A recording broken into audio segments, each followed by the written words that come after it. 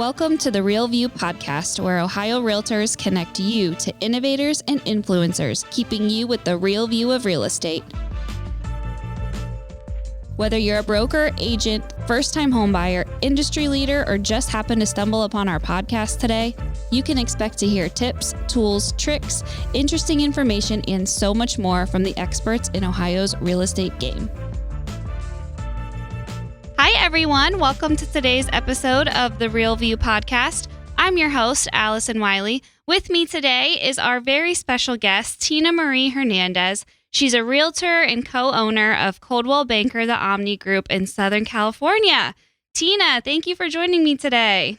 Thank you for the warm welcome. Yes, we're super excited to have you on. And we found you through a lovely Inman article that you wrote on being a Latina co-owner of a brokerage.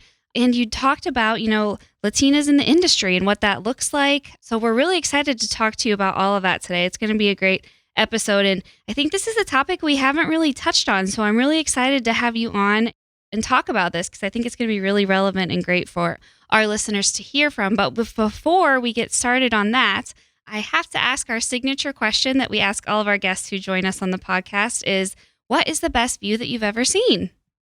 I love this question. And when I got the invitation, I went back and I heard a couple of episodes and I saw that was your signature question. So that's pretty neat. It made me think. But I think with everything that we're going through, 2020, my granddaughter was born and I was very fortunate to be able to be in the room while she was being born. Wow. Right before they closed down everything. So that was the best view I had, is seeing my granddaughter be brought into this world. But my second best would be the Amalfi Coast. I mean, I love that. that is one on the bucket list for sure. I'm sure that was beautiful. Did it blow you away? Was it just what you imagined, or seeing my daughter and her strength was amazing, and it was just, she was a rock star. Literally she was there for 20 minutes and she's like, okay, what next? Oh, like, what next is you calm down and you rest. Well, congratulations on being a new grandmother and how exciting. And that's so awesome you were able to be in the room, because I know there's so many restrictions on hospitals now with everything. So probably made it even more special that you were able to be there. So that's awesome. Yes. Cool. Well, thanks for answering that. Loved hearing about that. So I want to hear from you, your background. How did you get started in real estate? I just think it's really interesting and fascinating to hear kind of how people got started, because everybody has their different journeys and how they got started in real estate and what made them want to pursue this profession. Was this something that you always knew you wanted to do, or did you kind of fall into it? I fell into it, honey. My mom is a realtor and she actually works for me now. I'm being the broker, I get to have her as my agent. But yes, she was a realtor. She showed me, a lot of the tricks of the trade. I was young when I got into it. I got in when I was 18 years old. And so I didn't go formally to any college. And so recently I just actually went to a business program through Stanford. So I did that. But other than that, no, I just kind of stumbled into real estate, and it allowed me to, it allowed me the freedom to raise my kids, to be able to climb that ladder as low or as high as I wanted to do it, which was awesome, because you get out of this what you put into it. Yeah. And I know you said in your article, I think it's been about 30 years that you've been into this. So what made you stick with it so long? And how did you find some of this, success that you talked about being a co-owner with your husband? I would love to hear the story about how, you made that decision and kind of worked to get to that point. And what was that like, kind of making that decision and deciding to do it? So, when I started real estate, obviously, this is my second marriage. We just recently, we celebrated our 5-year anniversary this past weekend. Congratulations. Yeah, thank you so much. So he was a successful business owner, and I was as well in my own right here in Orange County, California. And I was a single mom, and I just had to, this was what I had to do. And I was in it through a lot of the different stages of real estate. I've had 2 bits at the bad market, but at the bad market wasn't a bad market for me. I became an REO agent, which I got a lot of success through. And that's when I got my broker's license. because I knew I was going to do a lot of travel, a lot of hard work to get these listings. But then I learned that those listings stayed with the broker. And I'm like, wait a minute, I got to go and spend the money. I got to take time away from my family and learn this business. And it stays with the broker at the time if I chose to split with the broker. So that didn't set right with me. So I got my real estate, I got my broker's license and started getting accounts and just been doing that ever since. Him and I, when we got married, he's from Ventura, which is about 2 hours north of Orange County. And he owned a successful real estate company. I owned one. And I told him, I'll take your last name, but I won't take your company name. Love that. So, with that being said, he sold his interest in his other company and joined the Omni Group. But I felt like we still needed a partner.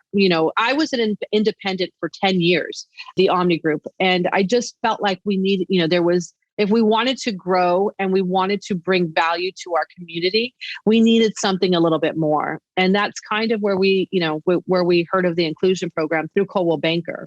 So we were looking for a partner and we found a partnership in Coldwell Banker. Yeah, and I'd love to hear more about that. The inclusive ownership program, the power of partnerships. I know this has meant so much to you in your business. Tell us a little bit about what is this inclusive ownership program? How did you get involved in it? And then how has it kind of benefited your business and your company moving forward? I think that, like I said, we were looking for a partner. We thought it was an entity. My husband went to a conference and they had all the Realogy brands. So he was, he wasn't looking for a brand. He was looking for somebody that was a go-getter, a mover and shaker that could, help with our business. And listening to the different brands kind of pitch, we heard about Coldwell Banker. And he was a diehard independent. He's like, I will never let my, independent flag down.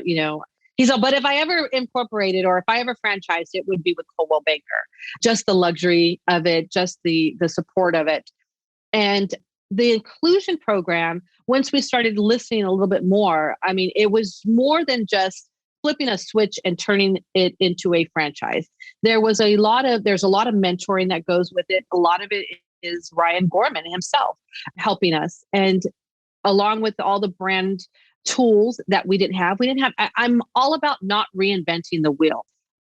We've got a ceiling that we have to, meet within a couple of years. I want to retire within 10 years. So I need to speed it up. I need to hurry up. And this already had it.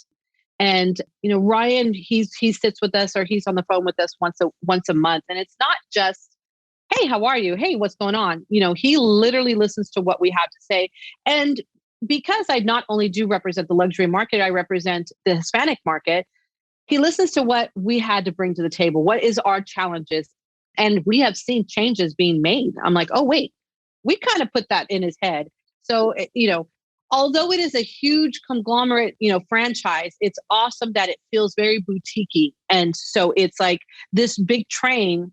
There is not a lot of hurdles that we have to get, red tape that we have to get to make a difference in the brand. That's awesome. So it is truly a partnership because I hear you say that, both sides are kind of receiving something. You're receiving these awesome tools and trainings and, ways of how to go about, your business, but then you're also giving them ways to improve as well with some diversity and stuff like that. Absolutely. It's funny because I'm like, okay, Ryan, do you want to really know what I think this week? Or do you want me to just be like, hi, I'm good because I've got stuff to tell you, and it does not fall on deaf ears for sure. That's awesome. That's awesome. So I want to know what it's like to work and be in partnership with your husband. How is that? Next question. No, just kidding. I'm always fascinated by families and, spouses that work together. I think that would be so interesting. And I love to hear, your experience of that. That's funny. Well, I not only, this is literally a family business. I do work with my husband, but like I told you, my mother works here as an agent and my sister works here as an executive as well. So it's truly a family business. But, I think what my husband and I have learned through trial and error, because we are both very driven. We're both very, let's get stuff done. And we clashed a lot in the beginning. We learned our roles. We learned this is what you do best. This is what I do best. And let's try to work that and then come together. And right now, like I said, we have a goal of retiring and we want to retire. We want to work because we want to work, not because we have to. So we have to really move quickly in the next 10 years to do that. And so I focus on, and as agents, we don't have retirement. We don't have a 401k. We don't have that pension that we can lean on once we hit a certain age. So not only do I try to practice what I preach, but I teach my agents that. Nobody ever showed me what to do with my commission. They showed me how to make the commission. They showed me, nice cars and this lifestyle, but they never showed me, you should be investing this money into real estate or whatever, stocks or whatever. I only know real estate, so I invested in real estate. So he takes care of the day-to-day business of the office, the recruiting, the retention, and all of that good stuff. My job is to take care of our retirement through investment properties. So we invest not only here in California, but we invest in your side of the town as well, in Ohio, coincidentally. Yeah, it was so funny. So when I originally reached out to Tina to join us on the episode, she says, "Oh, I'm actually going to be in Ohio. We have rental properties there." I said, "Oh my God, what a coincidence. How awesome is that?" So yeah, tell us a little bit about that. Why Ohio? Do you have any other Ohio roots? And talk to us a little bit about that, because I'm sure that's a whole other, being a property manager, that brings a whole other, aspect and perspective onto things, especially during COVID. Tell us a little bit about that Ohio roots and what your experience has been like as a property manager. So I don't have Ohio roots. It just kind of, I do a lot. I take a lot of classes, on how to buy apartments, how to buy multifamilies. And California is so expensive. We do flips here to reinvest our money here. We don't, and raise a family and keep a lifestyle. It was just a little too expensive. So in taking those courses, I'm like, you know what, let me look somewhere else where the entry level was pretty low, but the quality of life was there, and there was changes and stuff was going to be happening. And the funny thing, if I have to be completely 100% honest, I would go to places where I like to travel. I'm like, let me find somewhere where I like to go. And my husband loves baseball. He loves baseball. So I'm like, well, we can go to games there too. And then I realized that it's not that far of a drive from there to Chicago's. So we landed on, Cleveland, Ohio, and we put this system together. I've met some amazing people out there that do their job well, as far as, we have a property manager out there, because I don't want to manage I want to let people do what they do best. So we hired a good property management out there. I've made relationships with some great agents that send me their properties, and I'm helping my agents here, and a couple of my friends do the same thing, invest in Ohio. So that's kind of how we kind of just stumbled on this little great town. Oh, I love it. And it is the great state of Ohio. So that's awesome. Well, next time you're in town, we will have to meet up for a coffee or a happy hour. Yes. Yes, that's awesome.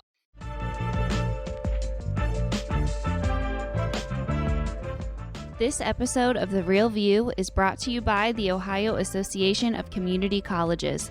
Ohio's network of community colleges provides accessible training that accommodates the busy lifestyles of aspiring real estate professionals at half the price of a traditional university.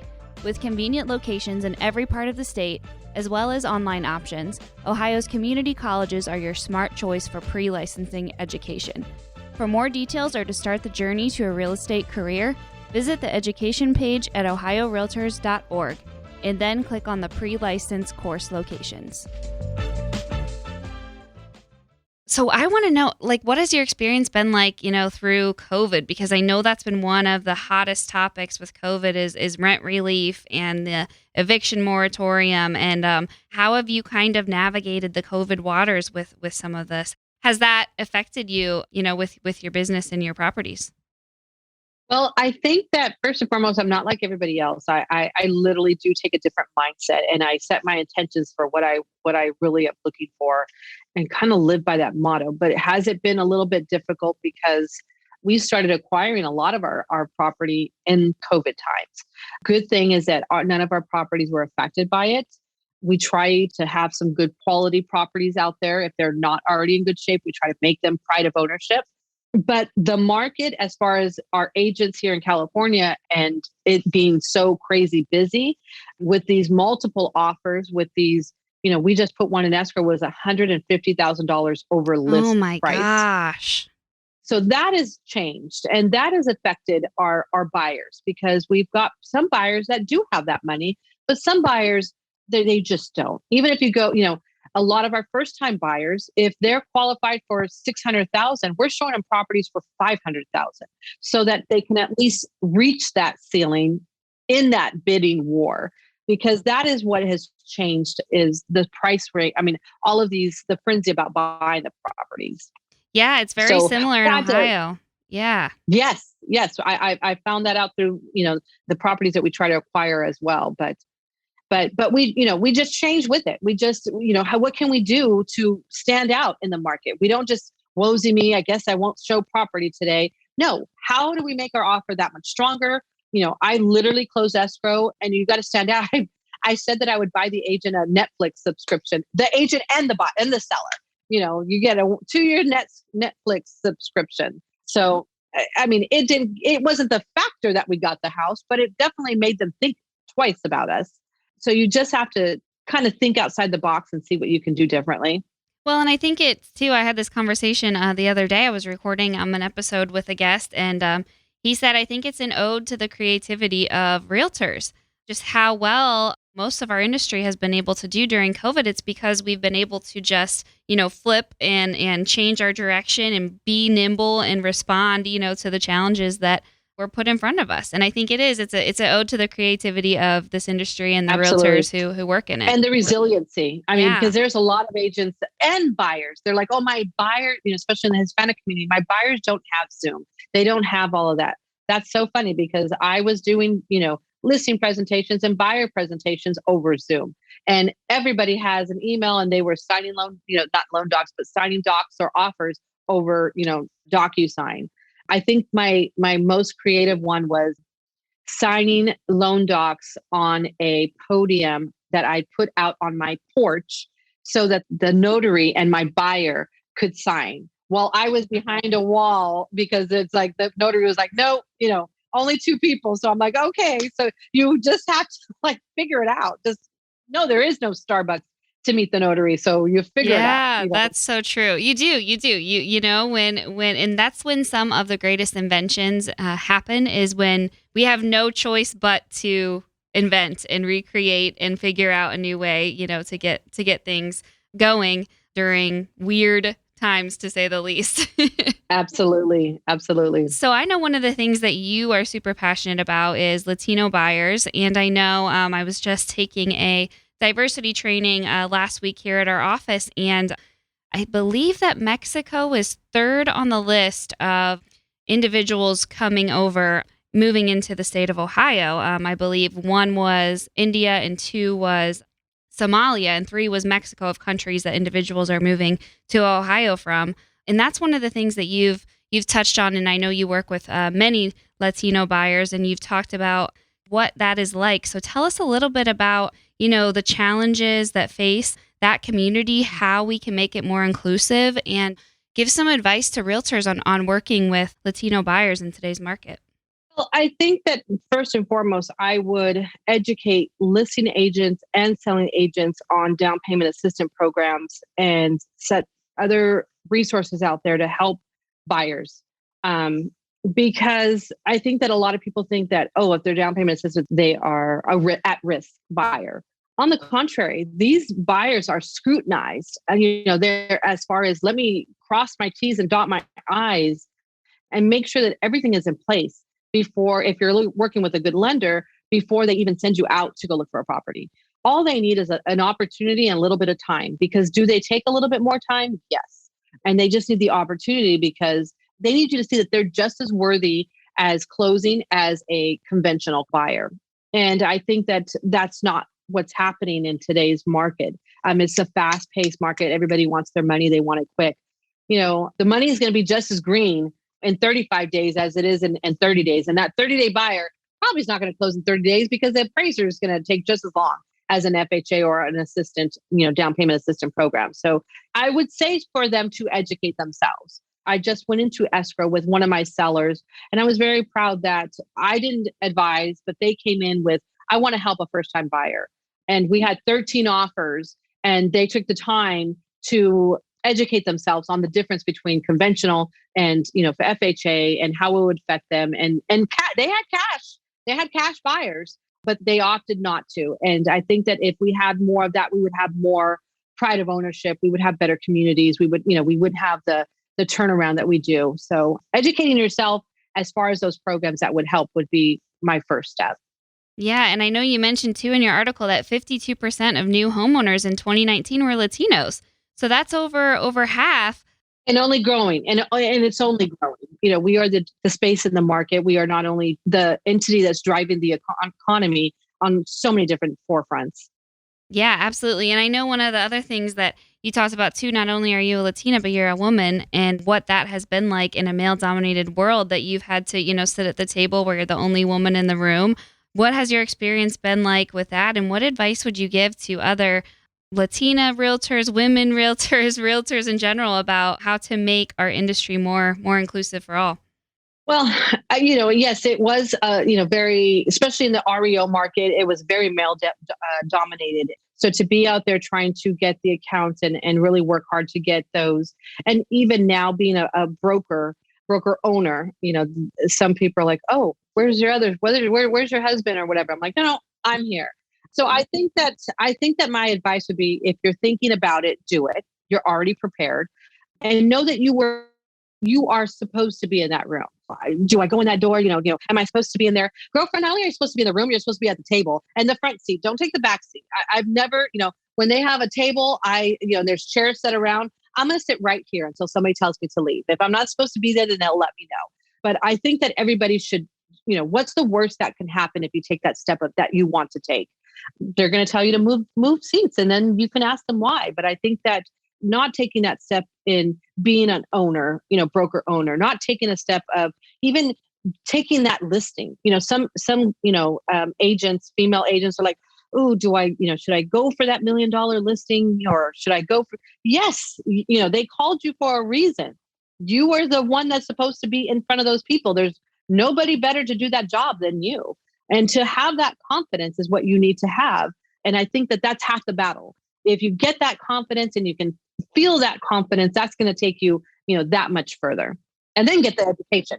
Yeah. And I know that's another thing that's came up in podcasts too, is just that sometimes we are our own worst enemy, and we get so caught up in our own head, and we doubt ourselves more than anyone else is doubting But what if us. this? But what if this? But what if, and then if you're a mother, that guilt, if I do this, I'm going to be, it takes a village. And I've never realized it more than now. And I think as mothers, we're like, oh, that should be us. That should be us. What's so great is I, now being a grandmother, I am so thankful for the time that I get with my grandchild. And if my daughter would say, keep her all the time, then that's less time than I would have her. So I think that knowing that you're fulfilling, somebody else's time with that, with your kids, and they're going to be okay if the neighbor takes them to the, soccer practice, but make sure you're at the game, make sure that we don't want you to be absent. I think the best thing that I did with my kids is I communicated my growth with them. I communicated my success with them. This is where we want to be. You guys like those vacations together, right? Yeah, we like to go to Hawaii. You guys like to go here. Yeah, you guys like this car. You guys like that college, right? Yeah. Okay. Well, for the next 6 weeks, I have to work my butt off. I have to work every weekend and this, that, and the other. But I promise you, I'll pick you up from school, and I promise you I'll be at your games. Is that a deal? Yes. Okay. But then we're going to go here. And as long as you keep your promises and you communicate that growth, whatever it is, trust me, you shouldn't feel any guilt. And if your child or anybody else is giving you guilt, then there's another conversation that needs to be had. Yeah, for sure. And I think it shows, when kids get to see their parents working, I think it instills a work ethic in them, and they're going to be able to one Absolutely. day, once they're grown, they're going to be able to say, Mom was such a hustler back then. Like, she took care of business. She worked hard to provide a wonderful lifestyle for us. And you're instilling the value of hard work in them in a very young age. Yeah, which is very cool. I hope. I think that, my biggest thing is I want to make myself proud, and I want to be able to inspire not only, the people around me, but my family. I want them to be like, oh, okay. I want them to be proud of what they've seen and what I've accomplished. Yeah, absolutely. And I think that They totally will, even just speaking with you for today's episode. You have so much to be proud of and so much accomplishments that you've done. So congratulations on all of those. Congratulations. Thank you. Being a diverse business owner, very cool. Hopefully we get to see more of it, with some of the resources that you mentioned and things like that this will not be a different thing to talk about. So thanks so much for joining me today. It was so great to talk to you. Thank you so much for having me. Yes, I appreciate the invite. Loves having you on, and definitely when you're in Cleveland again, I will make the 2-hour drive and we will have to meet for coffee or a happy hour. That would be awesome to spend time together in Ohio. So that's awesome. Yes. Will do. I will make sure I reach out. Yes. Awesome. Well, thank you again so much. And to our listeners, thank you guys for joining me today, and we will see you next week. Thank you for listening to The Real View. That wraps up today's episode. You can keep up with the latest on the podcast at ohiorealtors.org/therealview and on Apple or Google Podcasts, Spotify, or wherever you listen.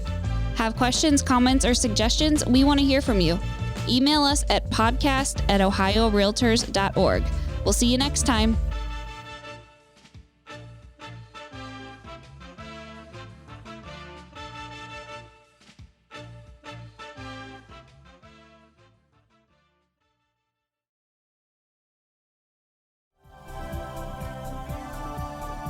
This has been a Humble Pod production. Stay humble.